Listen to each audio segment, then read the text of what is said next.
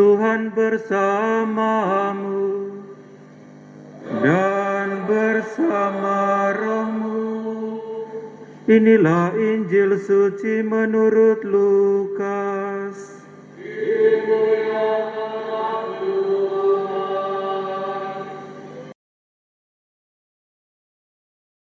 Sekali peristiwa, Yesus mengajar orang banyak di rumah ibadat di kota asalnya. Katanya, pada hari ini genaplah nas kitab suci pada waktu kamu mendengarnya. Mereka heran akan kata-kata indah yang diucapkannya. Lalu mereka berkata, bukankah dia ini anak Yusuf? Maka berkatalah Yesus kepada mereka, tentu kamu akan mengatakan pepatah ini kepadaku, hai Tabit, sembuhkanlah dirimu sendiri, perbuatlah di sini di tempat asalmu ini, segala yang kami dengar telah terjadi di Kapernaum. Yesus berkata lagi, aku berkata kepadamu, sungguh, tidak ada nabi yang dihargai di tempat asalnya. Aku berkata kepadamu dan kataku ini benar. Pada zaman Elia terdapat banyak wanita janda di Israel ketika langit tertutup selama 3 tahun 6 bulan dan ketika bahaya kelaparan yang hebat menimpa seluruh negeri. Tetapi Elia diutus bukan kepada salah seorang dari mereka, melainkan kepada seorang janda di Sarfat di tanah Sidon. Dan pada zaman Nabi Elisa, banyak orang kusta di Israel, tetapi tidak ada seorang pun dari mereka yang ditahirkan selain Naaman orang Syria itu. Mendengar itu sangat marahlah semua orang di rumah ibadat itu. Mereka bangkit lalu menghalau Yesus keluar kota dan membawa dia ke tebing gunung tempat kota itu terletak, untuk melemparkan dia dari tebing itu. Tetapi Yesus berjalan lewat dari tengah-tengah mereka, lalu pergi. Demikianlah sabda Tuhan.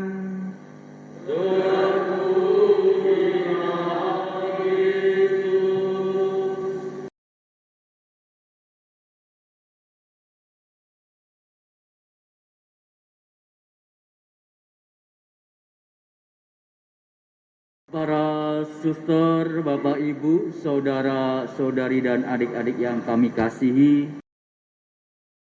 kalau melihat secara manusiawi, tentu setiap orang itu ingin diterima oleh orang lain. Tetapi yang terjadi dalam kehidupan kita, terkadang kita sering mengalami penolakan. Walaupun maksud kita itu baik. Biasanya saat kita menghadapi penolakan, kita lalu menjadi kecewa. Kita seringkali sakit hati, bahkan bisa saja timbul keinginan untuk membalas dendam. Itulah tanggapan negatif yang seringkali muncul dalam diri kita. Memang pertanyaannya kok mengapa bisa terjadi demikian? Pada dasarnya kita tidak mau ditolak dalam hidup kita. Bahkan sebaliknya kita ingin dalam diri kita ini diterima oleh orang lain. Bahkan kalau bisa dihargai dan juga dihormati oleh orang lain. Sebuah penolakan itu tentunya merupakan suatu hal yang tentunya sangat menyakitkan dan juga bahkan memalukan. Dan juga hal inilah yang dialami oleh Tuhan Yesus sendiri. Kalau kita melihat hari-hari ini, kita dibanjiri berita tentang orang-orang yang tersinggung karena merasa tempat asalnya itu dilecehkan. Orang Sunda marah karena pernyataan seorang anggota DPR RI. Orang-orang Kalimantan pun saat-saat ini juga sedang mengalami gejolak karena ada seseorang yang menganggap dan juga melecehkan Pulau Kalimantan. Ketika identitas asal-usul seorang direndahkan dan juga dilecehkan, pasti orang akan bereaksi, orang akan marah. Dalam kitab suci bacaan minggu ini, dari Lukas bab 4 ayat 21 sampai 30 diceritakan kisah perjalanan Tuhan Yesus ke tempat asalnya sendiri, yaitu Nazaret, di mana ia berkeliling untuk memberitakan kabar baik dan juga mengajar banyak orang. Namun orang-orang sekampungnya sendiri menolak dia. Sebagai manusia, Tuhan Yesus juga mengalami penolakan. Akan tetapi, Tuhan Yesus tetap bersikap tenang menghadapinya. Jika kita mengalami hal ini, mungkin kita akan merasa kecil hati. Kita mungkin juga merasa kecewa. Mungkin kita juga merasa sakit hati, bahkan dendam atau kehilangan pegangan. Tetapi tidak bagi Yesus. Tentunya Yesus terus melakukan pelayanan dengan semangat pantang mundur. Mengapa bisa seperti itu? Yesus tahu tujuannya untuk datang ke dunia ini. Tuhan Yesus turun bukan untuk mencari pengakuan ataupun penghormatan dari manusia, melainkan untuk menyelesaikan kehendak Bapa dan juga menjalankan segala perutusannya. Para suster, Bapak, Ibu, saudara-saudara terkasih, bagaimana dengan kita sebagai pengikut Tuhan Yesus yang pernah ditolak, baik di pekerjaan, di lingkungan masyarakat? Maukah dalam diri kita meneladani Yesus dengan mengampuni orang-orang yang telah menolak kita, apapun bentuk penolakannya, dan tetap mengasihi mereka? Itulah yang tentunya menjadi refleksi besar bagi kita. Mungkin karena kita menjadi orang Katolik, bisa saja